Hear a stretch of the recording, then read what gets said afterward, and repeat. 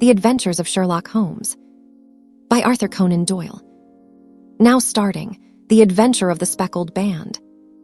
On glancing over my notes of the 70-odd cases in which I have during the last 8 years studied the methods of my friend Sherlock Holmes, I find many tragic, some comic, a large number merely strange, but none commonplace. For, working as he did rather for the love of his art than for the acquirement of wealth, he refused to associate himself with any investigation which did not tend towards the unusual and even the fantastic.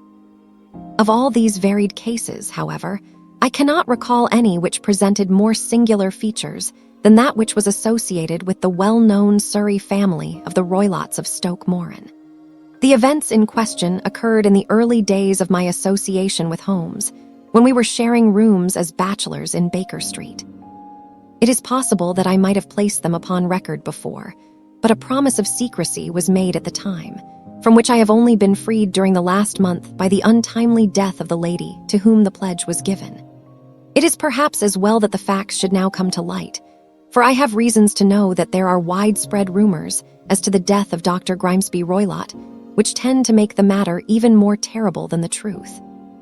It was early in April in the year 83 that I woke one morning to find Sherlock Holmes standing, fully dressed, by the side of my bed.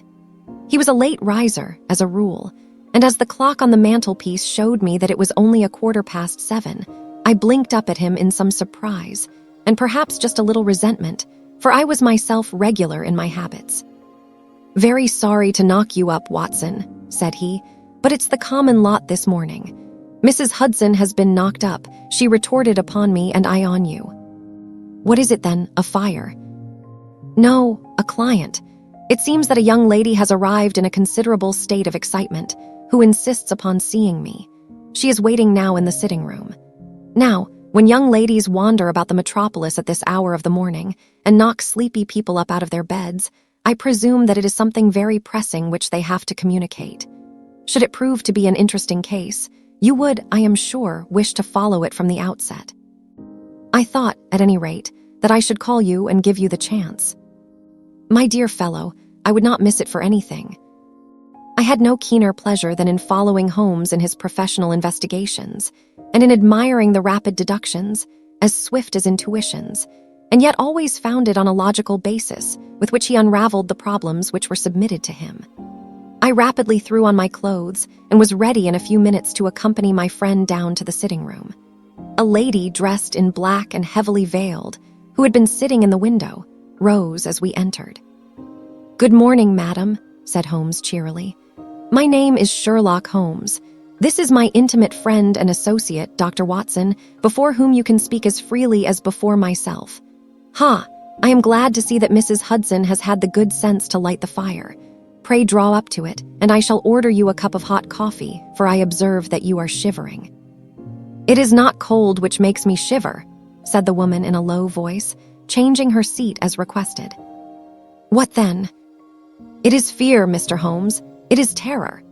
She raised her veil as she spoke, and we could see that she was indeed in a pitiable state of agitation, her face all drawn and gray, with restless, frightened eyes, like those of some hunted animal. Her features and figure were those of a woman of 30, but her hair was shot with premature gray, and her expression was weary and haggard. Sherlock Holmes ran her over with one of his quick, all-comprehensive glances. "You must not fear," said he soothingly, bending forward and patting her forearm. "We shall soon set matters right, I have no doubt. You have come in by train this morning, I see." "You know me, then?" "No, but I observed the second half of a return ticket in the palm of your left glove. You must have started early, and yet you had a good drive in a dog cart, along heavy roads, before you reached the station." The lady gave a violent start, and stared in bewilderment at my companion. "There is no mystery, my dear madam," said he, smiling. "The left arm of your jacket is spattered with mud in no less than 7 places. The marks are perfectly fresh. There is no vehicle save a dog cart which throws up mud in that way, and then only when you sit on the left-hand side of the driver." "Whatever your reasons may be, you are perfectly correct," said she. "I started from home before 6, reached Leatherhead at 20 past, and came in by the first train to Waterloo. Sir, I can stand this strain no longer. I shall go mad if it continues." I have no one to turn to, none, save only one who cares for me, and he, poor fellow, can be of little aid. I have heard of you, Mr. Holmes. I have heard of you from Mrs. Farintosh, whom you helped in the hour of her sore need. It was from her that I had your address. Oh, sir, do you not think that you could help me, too, and at least throw a little light through the dense darkness which surrounds me? At present it is out of my power to reward you for your services, but in a month or 6 weeks I shall be married, with the control of my own income, and then at least you shall not find me ungrateful. Holmes turned to his desk and, unlocking it, drew out a small casebook, which he consulted. Farintosh, said he. Ah, yes, I recall the case. It was concerned with an opal tiara. I think it was before your time, Watson. I can only say, madam, that I shall be happy to devote the same care to your case as I did to that of your friend. As to reward, my profession is its own reward, but you are at liberty to defray whatever expenses I may be put to at the time which suits you best. And now, I beg that you will lay before us everything that may help us in forming an opinion upon the matter. Alas, replied our visitor, the very horror of my situation lies in the fact that my fears are so vague, and my suspicions depend so entirely upon small points, which might seem trivial to another, that even he to whom of all others I have a right to look for help and advice looks upon all that I tell him about it as the fancies of a nervous woman. He does not say so, but I can read it from his soothing answers and averted eyes. But I have heard, Mr. Holmes, that you can see deeply into the manifold wickedness of the human heart. You may advise me how to walk amid the dangers which encompass me. I am all attention, madam. My name is Helen Stoner, and I am living with my stepfather, who is the last survivor of one of the oldest Saxon families in England, the Roylotts of Stoke Moran, on the western border of Surrey. Holmes nodded his head. The name is familiar to me, said he. The family was at one time among the richest in England, and the estates extended over the borders into Berkshire in the north and Hampshire in the west. In the last century, however, 4 successive heirs were of a dissolute and wasteful disposition, and the family ruin was eventually completed by a gambler in the days of the Regency. Nothing was left save a few acres of ground, and the 200-year-old house, which is itself crushed under a heavy mortgage. The last squire dragged out his existence there, living the horrible life of an aristocratic pauper. But his only son, my stepfather, seeing that he must adapt himself to the new conditions, obtained an advance from a relative, which enabled him to take a medical degree and went out to Calcutta, where, by his professional skill and his force of character, he established a large practice. In a fit of anger, however, caused by some robberies which had been perpetrated in the house, he beat his native butler to death and narrowly escaped a capital sentence. As it was, he suffered a long term of imprisonment and afterwards returned to England a morose and disappointed man. When Dr. Roylott was in India, he married my mother, Mrs. Stoner, the young widow of Major General Stoner of the Bengal Artillery. My sister Julia and I were twins, and we were only 2 years old at the time of my mother's remarriage. She had a considerable sum of money, not less than £1,000 a year, and this she bequeathed to Dr. Roylott entirely while we resided with him, with a provision that a certain annual sum should be allowed to each of us in the event of our marriage. Shortly after our return to England, my mother died. She was killed 8 years ago in a railway accident near Crewe. Dr. Roylott then abandoned his attempts to establish himself in practice in London and took us to live with him in the old ancestral house at Stoke Moran. The money which my mother had left was enough for all our wants, and there seemed to be no obstacle to our happiness. But a terrible change came over our stepfather about this time. Instead of making friends and exchanging visits with our neighbors, who had at first been overjoyed to see a Roylott of Stoke Moran back in the old family seat, he shut himself up in his house and seldom came out save to indulge in ferocious quarrels with whoever might cross his path. Violence of temper approaching to mania has been hereditary in the men of the family, and in my stepfather's case, it had, I believe, been intensified by his long residence in the tropics. A series of disgraceful brawls took place, 2 of which ended in the police court, until at last he became the terror of the village, and the folks would fly at his approach, for he is a man of immense strength and absolutely uncontrollable in his anger. Last week, he hurled the local blacksmith over a parapet into a stream, and it was only by paying over all the money which I could gather together that I was able to avert another public exposure. He had no friends at all save the wandering gypsies, and he would give these vagabonds leave to encamp upon the few acres of bramble-covered land which represent the family estate, and would accept in return the hospitality of their tents, wandering away with them, sometimes for weeks on end. He has a passion also for Indian animals, which are sent over to him by a correspondent, and he has at this moment a cheetah and a baboon, which wander freely over his grounds and are feared by the villagers almost as much as their master. You can imagine from what I say that my poor sister Julia and I had no great pleasure in our lives. No servant would stay with us, and for a long time we did all the work of the house. She was but 30 at the time of her death, and yet her hair had already begun to whiten, even as mine has. Your sister is dead, then? She died just 2 years ago, and it is of her death that I wish to speak to you. You can understand that, living the life which I have described, we were little likely to see anyone of our own age and position. We had, however, an aunt, my mother's maiden sister, Miss Honoria Westphale, who lives near Harrow, and we were occasionally allowed to pay short visits at this lady's house.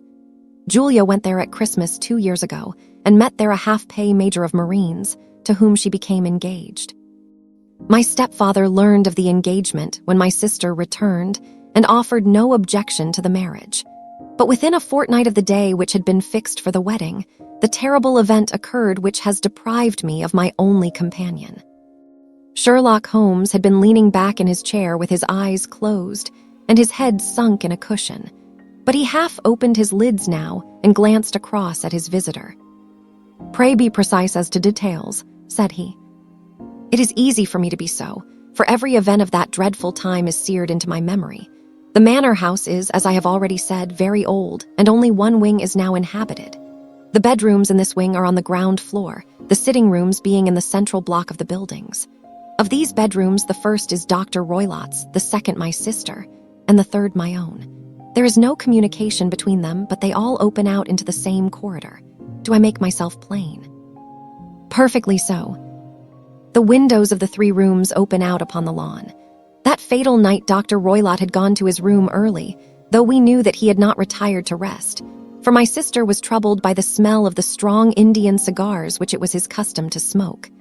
She left her room, therefore, and came into mine, where she sat for some time, chatting about her approaching wedding. At 11 o'clock she rose to leave me, but she paused at the door and looked back. "Tell me, Helen," said she, "have you ever heard anyone whistle in the dead of the night?" "Never," said I. "I suppose that you could not possibly whistle, yourself, in your sleep." "Certainly not, but why?" "Because during the last few nights I have always, about 3 in the morning, heard a low, clear whistle.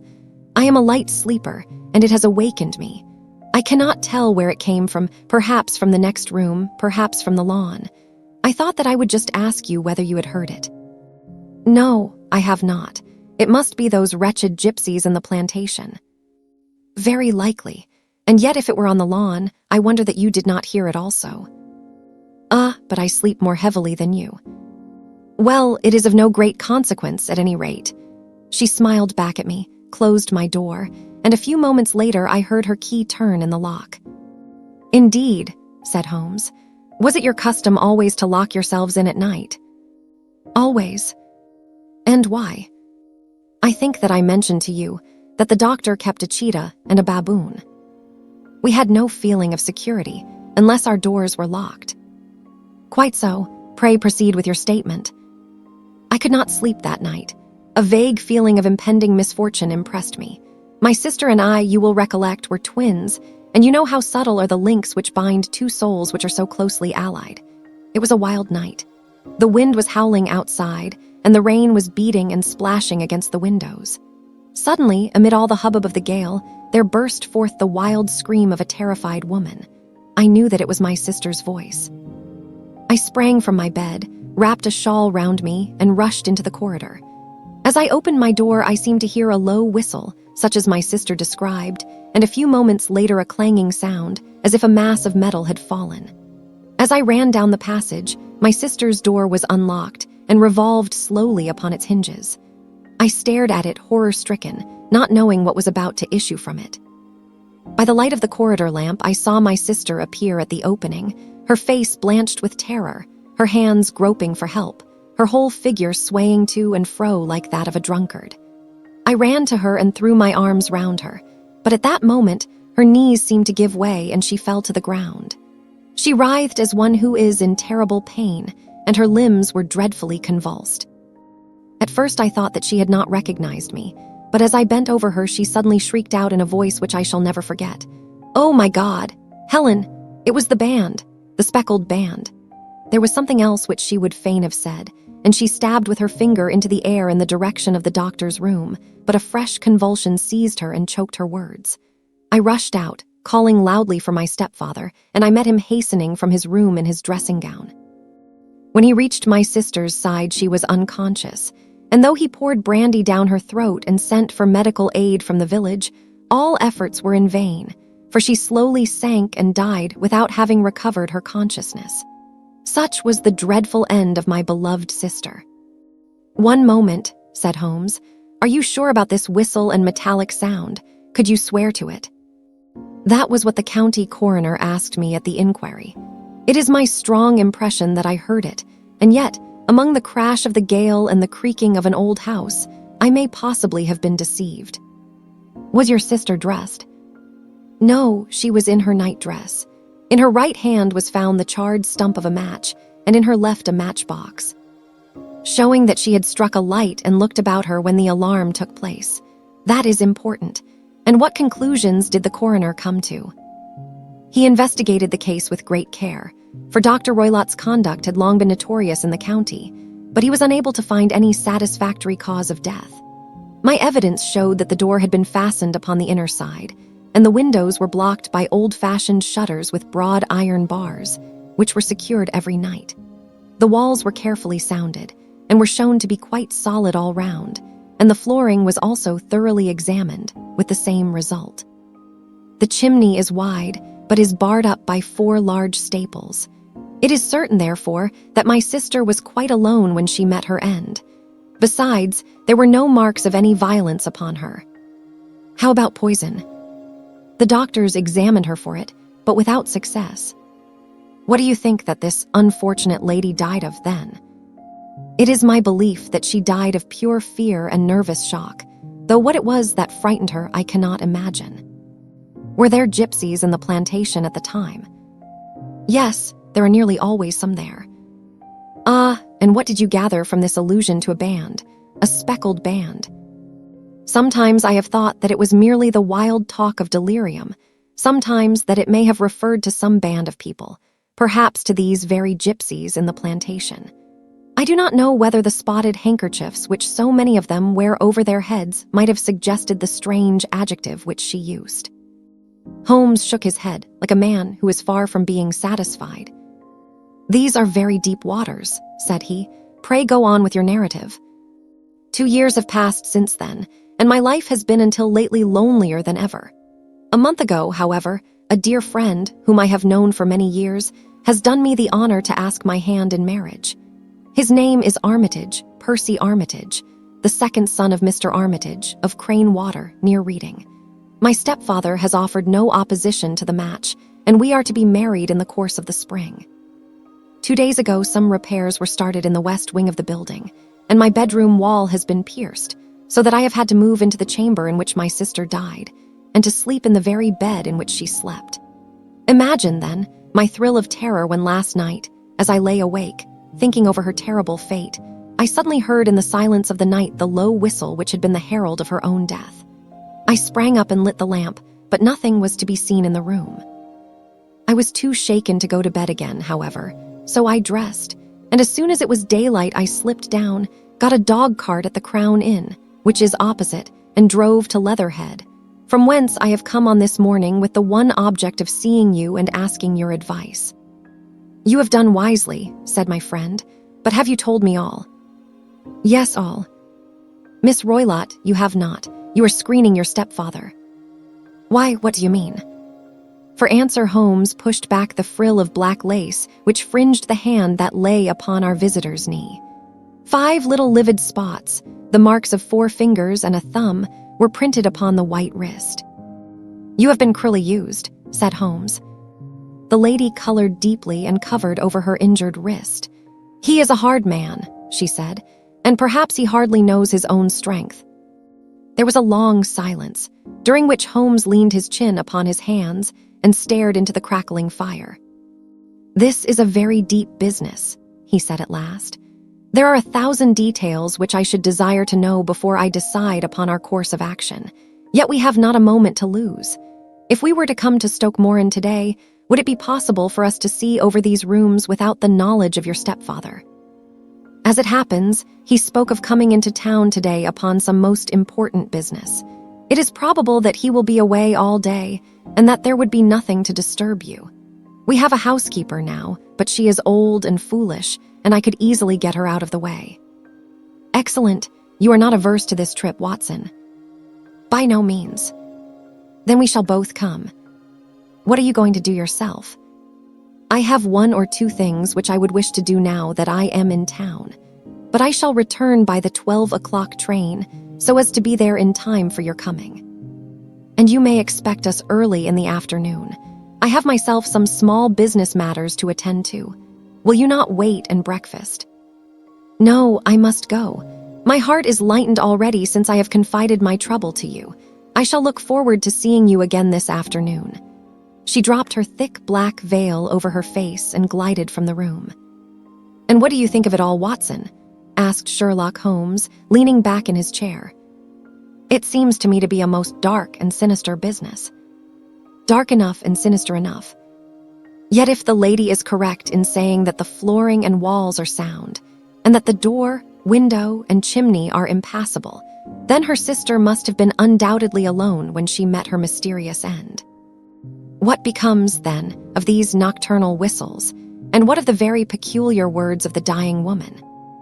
I cannot think. When you combine the ideas of whistles at night, the presence of a band of gypsies who are on intimate terms with this old doctor, the fact that we have every reason to believe that the doctor has an interest in preventing his stepdaughter's marriage, the dying allusion to a band, and finally, the fact that Miss Helen Stoner heard a metallic clang, which might have been caused by one of those metal bars that secured the shutters falling back into its place. I think that there is good ground to think that the mystery may be cleared along those lines. But what then did the gypsies do? I cannot imagine. I see many objections to any such theory. And so do I. It is precisely for that reason that we are going to Stoke Moran this day. I want to see whether the objections are fatal or if they may be explained away. But what in the name of the devil? The ejaculation had been drawn from my companion by the fact that our door had been suddenly dashed open, and that a huge man had framed himself in the aperture. His costume was a peculiar mixture of the professional and of the agricultural, having a black top hat, a long frock coat, and a pair of high gaiters, with a hunting crop swinging in his hand. So tall was he that his hat actually brushed the crossbar of the doorway, and his breadth seemed to span it across from side to side.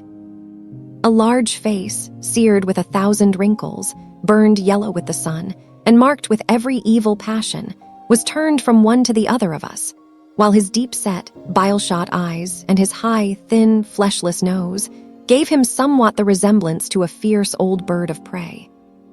"Which of you is Holmes?" asked this apparition.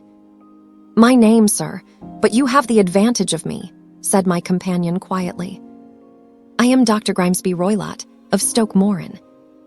"Indeed, doctor," said Holmes blandly. "Pray take a seat." "I will do nothing of the kind. My stepdaughter has been here. I have traced her. What has she been saying to you?" "It is a little cold for the time of the year," said Holmes. "What has she been saying to you?" screamed the old man furiously. "But I have heard that the crocuses promise well," continued my companion imperturbably. "Ha, you put me off, do you?" said our new visitor, taking a step forward and shaking his hunting crop. "I know you, you scoundrel. I have heard of you before. You are Holmes the meddler." My friend smiled. Holmes the busybody. His smile broadened. Holmes, the Scotland Yard jack-in-office. Holmes chuckled heartily. "Your conversation is most entertaining," said he. When you go out, close the door, for there is a decided draft. I will go when I have had my say. Don't you dare to meddle with my affairs. I know that Miss Stoner has been here. I traced her. I am a dangerous man to fall foul of. See here." He stepped swiftly forward, seized the poker, and bent it into a curve with his huge brown hands. "See that you keep yourself out of my grip," he snarled, and hurling the twisted poker into the fireplace, he strode out of the room. "He seems a very amiable person," said Holmes, laughing. "I am not quite so bulky, but if he had remained, I might have shown him that my grip was not much more feeble than his own." As he spoke, he picked up the steel poker and, with a sudden effort, straightened it out again. "Fancy his having the insolence to confound me with the official detective force. This incident gives zest to our investigation, however, and I only trust that our little friend will not suffer from her imprudence in allowing this brute to trace her. And now, Watson, we shall order breakfast, and afterwards I shall walk down to Doctor's Commons, where I hope to get some data which may help us in this matter." It was nearly 1 o'clock when Sherlock Holmes returned from his excursion. He held in his hand a sheet of blue paper, scrawled over with notes and figures. "I have seen the will of the deceased wife," said he. "To determine its exact meaning, I have been obliged to work out the present prices of the investments with which it is concerned. The total income, which at the time of the wife's death was little short of £1,100, is now, through the fall in agricultural prices, not more than £750. Each daughter can claim an income of £250 in case of marriage. It is evident, therefore, that if both girls had married, this beauty would have had a mere pittance, while even one of them would cripple him to a very serious extent. My morning's work has not been wasted, since it has proved that he has the very strongest motives for standing in the way of anything of the sort. And now, Watson, this is too serious for dawdling, especially as the old man is aware that we are interesting ourselves in his affairs. So if you are ready, we shall call a cab and drive to Waterloo. I should be very much obliged if you would slip your revolver into your pocket. Analyze number 2 is an excellent argument with gentlemen who can twist steel pokers into knots. That and a toothbrush are, I think, all that we need." At Waterloo, we were fortunate in catching a train for Leatherhead, where we hired a trap at the station inn and drove for 4 or 5 miles through the lovely Surrey lanes. It was a perfect day, with a bright sun and a few fleecy clouds in the heavens. The trees and wayside hedges were just throwing out their first green shoots, and the air was full of the pleasant smell of the moist earth. To me, at least, there was a strange contrast between the sweet promise of the spring and this sinister quest upon which we were engaged. My companion sat in the front of the trap, his arms folded, his hat pulled down over his eyes, and his chin sunk upon his breast, buried in the deepest thought. Suddenly, however, he started, tapped me on the shoulder, and pointed over the meadows. "Look there," said he. A heavily timbered park stretched up in a gentle slope, thickening into a grove at the highest point. From amid the branches, there jutted out the gray gables and high roof tree of a very old mansion.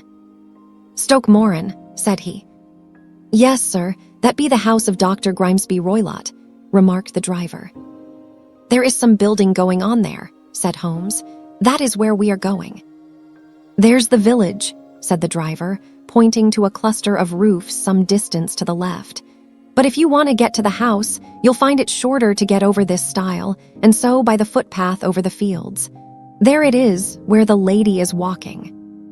"And the lady, I fancy, is Miss Stoner," observed Holmes, shading his eyes. "Yes, I think we had better do as you suggest." We got off, paid our fare, and the trap rattled back on its way to Leatherhead. "I thought it as well," said Holmes as we climbed the stile, "that this fellow should think we had come here as architects or on some definite business. It may stop his gossip. Good afternoon, Miss Stoner. You see that we have been as good as our word." Our client of the morning had hurried forward to meet us with a face which spoke her joy. "I have been waiting so eagerly for you," she cried, shaking hands with us warmly. "All has turned out splendidly. Dr. Roylott has gone to town, and it is unlikely that he will be back before evening." "We have had the pleasure of making the doctor's acquaintance," said Holmes, and in a few words he sketched out what had occurred. Miss Stoner turned white to the lips as she listened. "Good heavens," she cried. "He has followed me then." "So it appears. He is so cunning that I never know when I am safe from him. What will he say when he returns? He must guard himself, for he may find that there is someone more cunning than himself upon his track. You must lock yourself up from him tonight. If he is violent, we shall take you away to your aunt's at Harrow. Now, we must make the best use of our time, so kindly take us at once to the rooms which we are to examine." The building was of gray, lichen-blotched stone, with a high central portion and 2 curving wings like the claws of a crab, thrown out on each side. In one of these wings, the windows were broken and blocked with wooden boards, while the roof was partly caved in, a picture of ruin. The central portion was in little better repair, but the right-hand block was comparatively modern, and the blinds in the windows, with the blue smoke curling up from the chimneys, showed that this was where the family resided. Some scaffolding had been erected against the end wall, and the stonework had been broken into, but there were no signs of any workmen at the moment of our visit. Holmes walked slowly up and down the ill-trimmed lawn and examined with deep attention the outsides of the windows. "This, I take it, belongs to the room in which you used to sleep, the center one to your sister, and the one next to the main building to Dr. Roylott's chamber." "Exactly so, but I am now sleeping in the middle one. Pending the alterations, as I understand. By the way, there does not seem to be any very pressing need for repairs at that end wall." "There were none. I believe that it was an excuse to move me from my room." "Ah, that is suggestive. Now, on the other side of this narrow wing runs the corridor from which these 3 rooms open. There are windows in it, of course." "Yes, but very small ones, too narrow for anyone to pass through. As you both locked your doors at night, your rooms were unapproachable from that side. Now, would you have the kindness to go into your room and bar your shutters?" Miss Stoner did so, and Holmes, after a careful examination through the open window, endeavored in every way to force the shutter open, but without success. There was no slit through which a knife could be passed to raise the bar. Then with his lens he tested the hinges, but they were of solid iron, built firmly into the massive masonry. "Hum," said he, scratching his chin in some perplexity. "My theory certainly presents some difficulties. No one could pass these shutters if they were bolted." "Well, we shall see if the inside throws any light upon the matter." A small side door led into the whitewashed corridor from which the 3 bedrooms opened. Holmes refused to examine the 3rd chamber, so we passed at once to the 2nd, that in which Miss Stoner was now sleeping, and in which her sister had met with her fate. It was a homely little room, with a low ceiling and a gaping fireplace, after the fashion of old country houses. A brown chest of drawers stood in one corner, a narrow white counterpaned bed in another, and a dressing table on the left-hand side of the window. These articles, with 2 small wickerwork chairs, made up all the furniture in the room save for a square of Wilton carpet in the center. The boards round, and the paneling of the walls were of brown, worm-eaten oak, so old and discolored that it may have dated from the original building of the house. Holmes drew one of the chairs into a corner and sat silent, while his eyes traveled round and up and down, taking in every detail of the apartment. "Where does that bell communicate with?"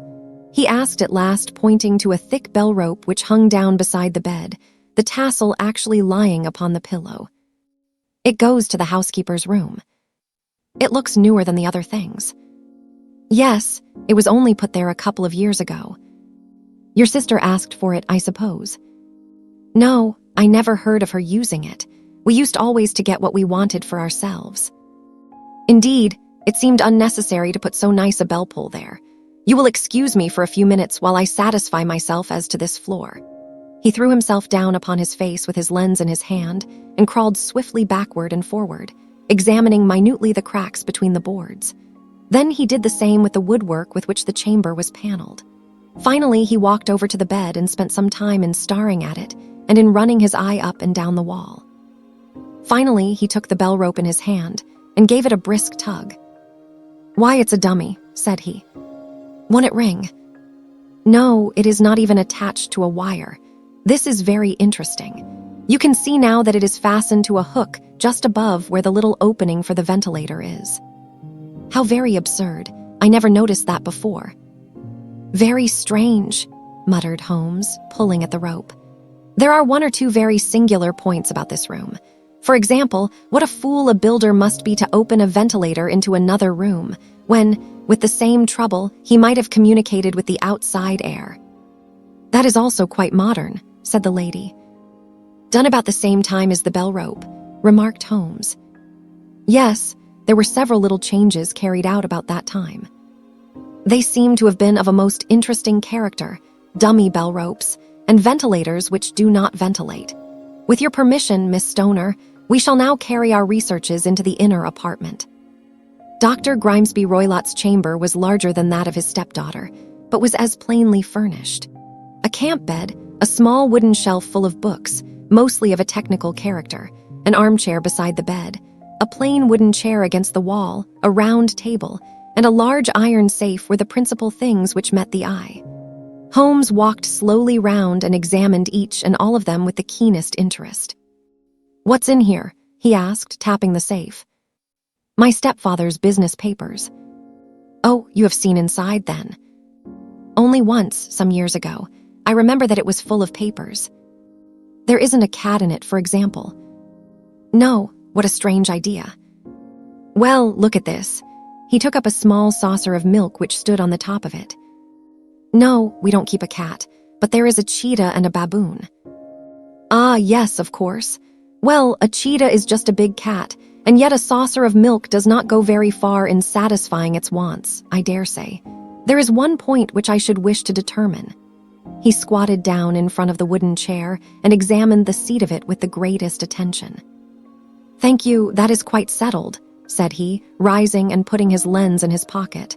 "Hullo, here is something interesting." The object which had caught his eye was a small dog lash hung on one corner of the bed. The lash, however, was curled upon itself and tied so as to make a loop of whipcord.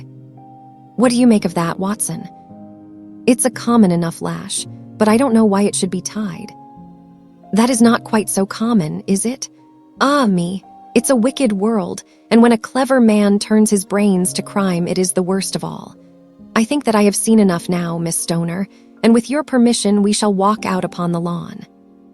I had never seen my friend's face so grim or his brow so dark as it was when we turned from the scene of this investigation.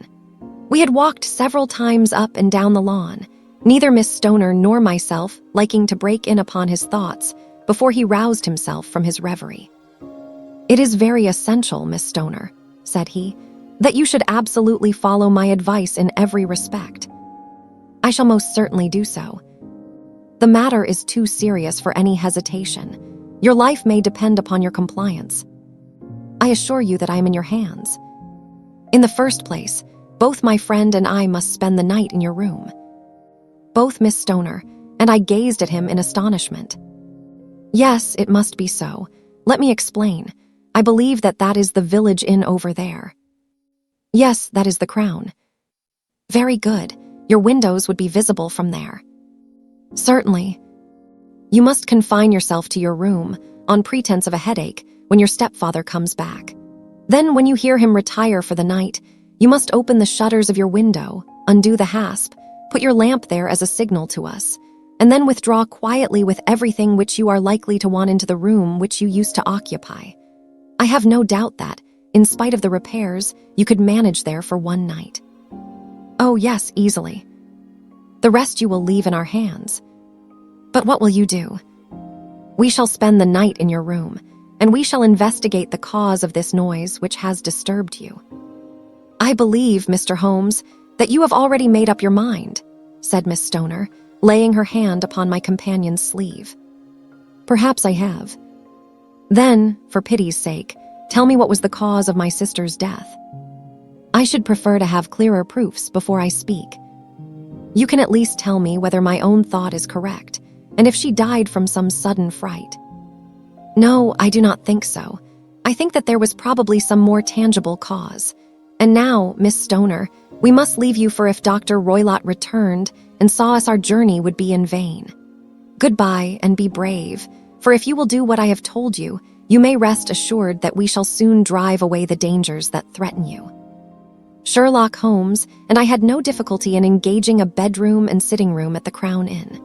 They were on the upper floor, and from our window we could command a view of the avenue gate and of the inhabited wing of Stoke Moran Manor House. At dusk, we saw Dr. Grimesby Roylott drive past, his huge form looming up beside the little figure of the lad who drove him. The boy had some slight difficulty in undoing the heavy iron gates, and we heard the hoarse roar of the doctor's voice and saw the fury with which he shook his clenched fists at him.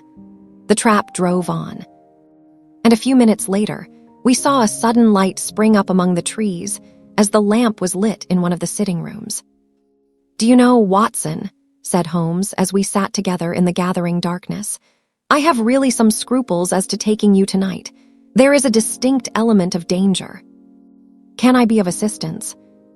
Your presence might be invaluable. Then I shall certainly come. It is very kind of you. You speak of danger.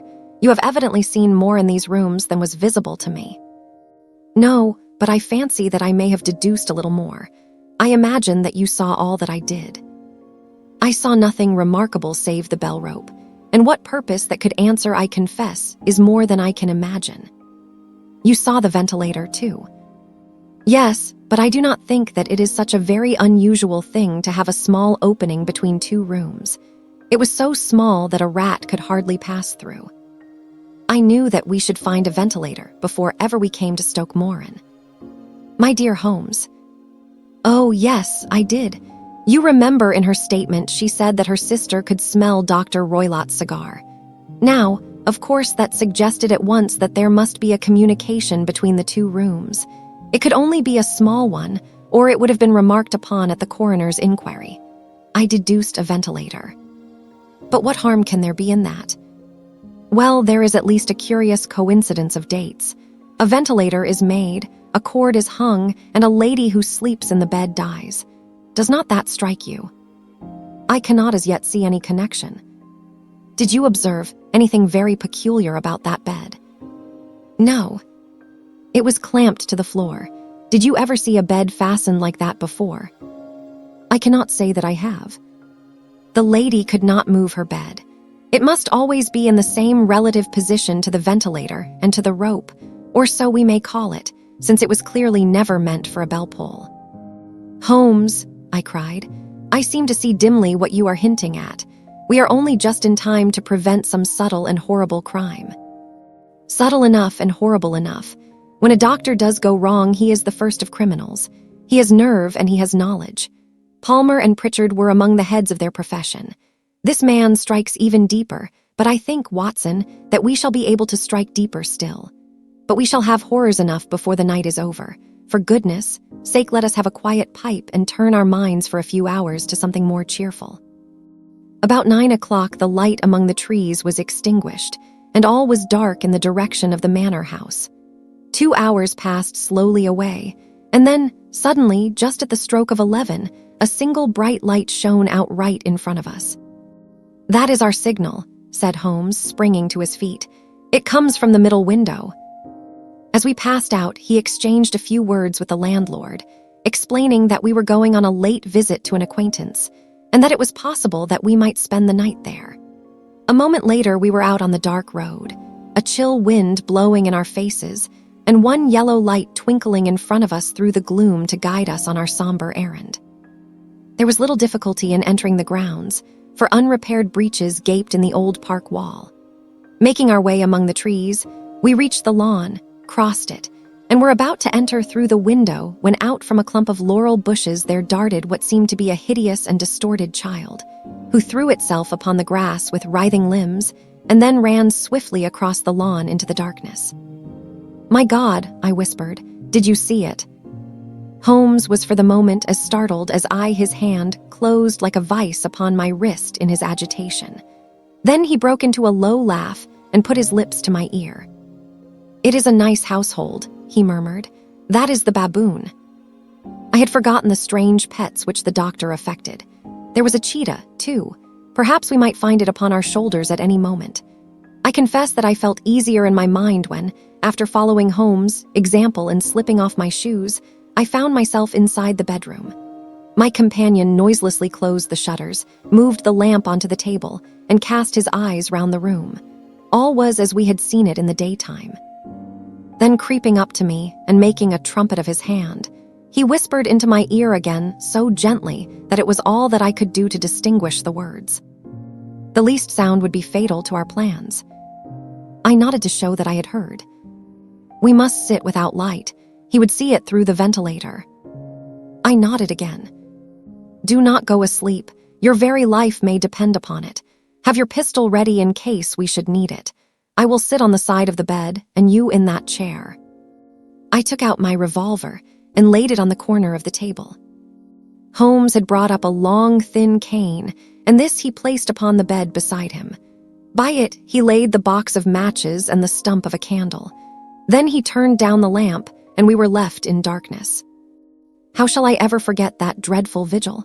I could not hear a sound, not even the drawing of a breath, and yet I knew that my companion sat open-eyed, within a few feet of me, in the same state of nervous tension in which I was myself. The shutters cut off the least ray of light, and we waited in absolute darkness. From outside came the occasional cry of a night bird, and once at our very window a long-drawn cat-like whine, which told us that the cheetah was indeed at liberty. Far away we could hear the deep tones of the parish clock, which boomed out every quarter of an hour. How long they seemed, those quarters. 12 struck, and 1 and 2 and 3, and still we sat waiting silently for whatever might befall. Suddenly there was the momentary gleam of a light up in the direction of the ventilator, which vanished immediately, but was succeeded by a strong smell of burning oil and heated metal. Someone in the next room had lit a dark lantern. I heard a gentle sound of movement, and then all was silent once more, though the smell grew stronger. For half an hour I sat with straining ears. Then suddenly another sound became audible, a very gentle, soothing sound, like that of a small jet of steam escaping continually from a kettle. The instant that we heard it, Holmes sprang from the bed, struck a match, and lashed furiously with his cane at the bell-pull. "You see it, Watson," he yelled. "You see it." But I saw nothing. At the moment when Holmes struck the light, I heard a low, clear whistle, but the sudden glare flashing into my weary eyes made it impossible for me to tell what it was at which my friend lashed so savagely. I could, however, see that his face was deadly pale and filled with horror and loathing.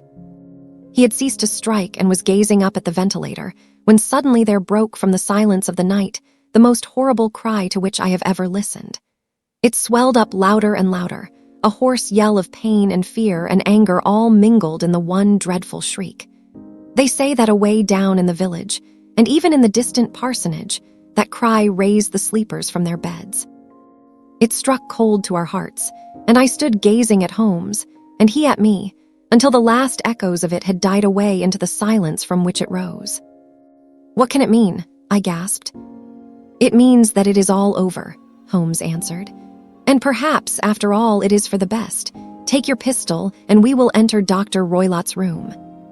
With a grave face, he lit the lamp and led the way down the corridor. Twice he struck at the chamber door without any reply from within. Then he turned the handle and entered, I at his heels, with the cocked pistol in my hand. It was a singular sight which met our eyes. On the table stood a dark lantern with the shutter half open, throwing a brilliant beam of light upon the iron safe, the door of which was ajar. Beside this table, on the wooden chair, sat Dr. Grimesby Roylott clad in a long gray dressing gown, his bare ankles protruding beneath, and his feet thrust into red heel-less Turkish slippers. Across his lap lay the short stock with the long lash which we had noticed during the day. His chin was cocked upward, and his eyes were fixed in a dreadful, rigid stare at the corner of the ceiling.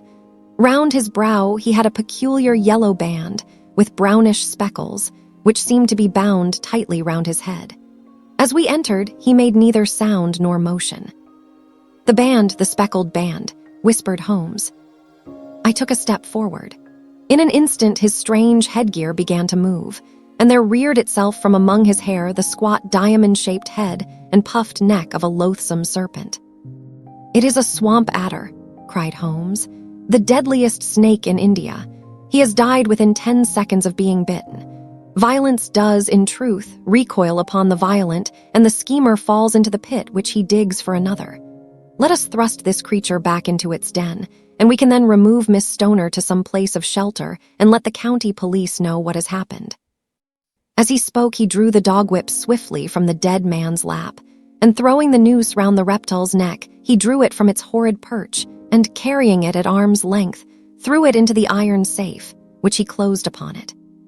Such are the true facts of the death of Dr. Grimesby Roylott, of Stoke Moran.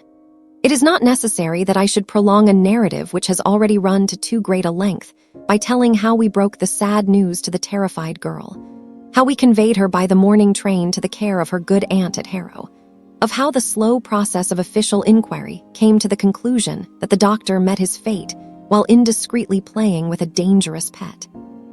The little which I had yet to learn of the case was told me by Sherlock Holmes as we traveled back next day. "I had," said he, "come to an entirely erroneous conclusion which shows, my dear Watson, how dangerous it always is to reason from insufficient data. The presence of the gypsies and the use of the word band, which was used by the poor girl, no doubt, to explain the appearance which she had caught a hurried glimpse of by the light of her match, were sufficient to put me upon an entirely wrong scent. I can only claim the merit that I instantly reconsidered my position, when, however, it became clear to me that whatever danger threatened an occupant of the room could not come either from the window or the door. My attention was speedily drawn, as I have already remarked to you, to this ventilator, and to the bell rope which hung down to the bed. The discovery that this was a dummy, and that the bed was clamped to the floor, instantly gave rise to the suspicion that the rope was there as a bridge for something passing through the hole and coming to the bed. The idea of a snake instantly occurred to me, and when I coupled it with my knowledge that the doctor was furnished with a supply of creatures from India, I felt that I was probably on the right track. The idea of using a form of poison which could not possibly be discovered by any chemical test was just such a one as would occur to a clever and ruthless man who had had an Eastern training. The rapidity with which such a poison would take effect would also, from his point of view, be an advantage. It would be a sharp-eyed coroner, indeed, who could distinguish the two little dark punctures which would show where the poison fangs had done their work. Then I thought of the whistle. Of course, he must recall the snake before the morning light revealed it to the victim. He had trained it, probably by the use of the milk which we saw, to return to him when summoned. He would put it through this ventilator at the hour that he thought best, with the certainty that it would crawl down the rope and land on the bed. It might or might not bite the occupant. Perhaps she might escape every night for a week, but sooner or later she must fall a victim. I had come to these conclusions before ever I had entered his room. An inspection of his chair showed me that he had been in the habit of standing on it, which of course would be necessary in order that he should reach the ventilator. The sight of the safe, the saucer of milk, and the loop of whipcord were enough to finally dispel any doubts which may have remained. The metallic clang heard by Miss Stoner was obviously caused by her stepfather hastily closing the door of his safe upon its terrible occupant. Having once made up my mind, you know the steps which I took in order to put the matter to the proof. I heard the creature hiss, as I have no doubt that you did also, and I instantly lit the light and attacked it, with the result of driving it through the ventilator, and also with the result of causing it to turn upon its master at the other side. Some of the blows of my cane came home and roused its snackish temper, so that it flew upon the first person it saw. In this way, I am no doubt indirectly responsible for Dr. Grimesby Roylott's death, and I cannot say that it is likely to weigh very heavily upon my conscience.